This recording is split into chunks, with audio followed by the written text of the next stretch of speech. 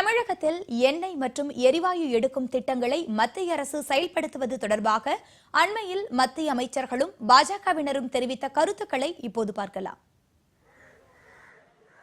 புதுக்கோட்டை நெடுவாசலில் இயற்கை எரிவாயு திட்டம் தொடர்பான பணிகள் எதுவும் தற்போது நடைபெறவில்லை என்று கடந்த 20ஆம் தேதி நியூஸ் 18 தமிழ்நாடு தொலைக்காட்சிக்கு அளித்த பேட்டியில் மத்திய பெட்ரோலியத்துறை அமைச்சர் தர்மேந்திர பிரதான் தெரிவித்தார்.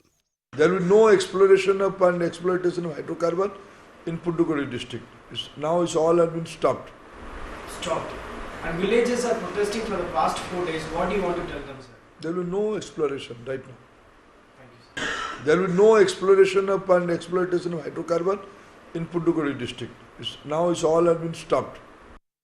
பிப்ரவரி 21ஆம் தேதி ஹைட்ரோ கார்பன் எரிவாயு எடுக்கும் திட்டம் தொடர்பாக முழுமையான தகவல்கள் தெரியவில்லை என்று சுற்றுச்சூழல் துறை செயலாளர் அஜய் நாராயண் ஜா கூறினார். I have to see the facts of the case. At the moment, I do not have any facts relating to the case with me. I am unable to answer you. I am unable to answer the question. Thank you. Thank you. Thank you.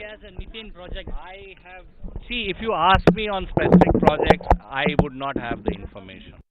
Hydro carbon திட்டம் முந்தைய காங்கிரஸ் திமுக அரசு கொண்டு வந்தது என்று மத்திய இணையமைச்சர் பொன் ராதாகிருஷ்ணன் தெரிவித்தார்.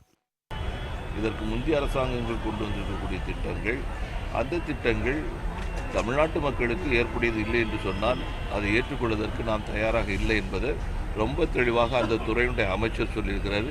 இது சம்பந்தமாக நம்ம பல முறை நாம் பேசியிருந்தோம்.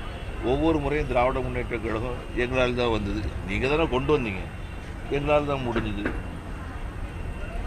இன்னைக்கு மத்தியில் இருக்கக்கூடிய பாரதிய ஜனதா கட்சியுடைய அரசாங்கம் காங்கிரஸும் திமுக இருக்கும்போது இவங்க கொண்டு வந்த தமிழ்நாட்டிற்கு தீங்கு செய்யக்கூடிய திட்டங்கள் எல்லாம் இப்போ இவங்க சரி பண்ணுறாங்களா?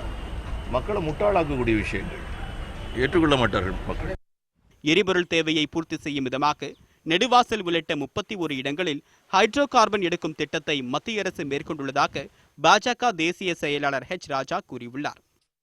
அது சுற்றி இருக்கிற இடங்கள் நிச்சயமா அந்த ஆயில் ஸ்பில் ஓவர்னால அங்கே இருக்கிறது பாதிக்கும். அது கவர்மெண்ட்டே அக்வயர் பண்ணும்.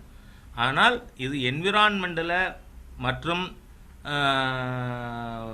சுகாதார ரீதியாக என்ன பாதிப்புகள் வரும், அதற்கான சேஃப்டி மெஷர்ஸ் இருக்கா என்பதையெல்லாம் ஆய்ந்து விவசாயிகளின் கவலையை நாம் கருத்தில் எடுத்துக்கொண்டு அவர்களோடு இது பற்றி பேச மத்திய அரசும் சரி பாரதிய ஜனதா கட்சியும் தயாராகவே இருக்கிறது.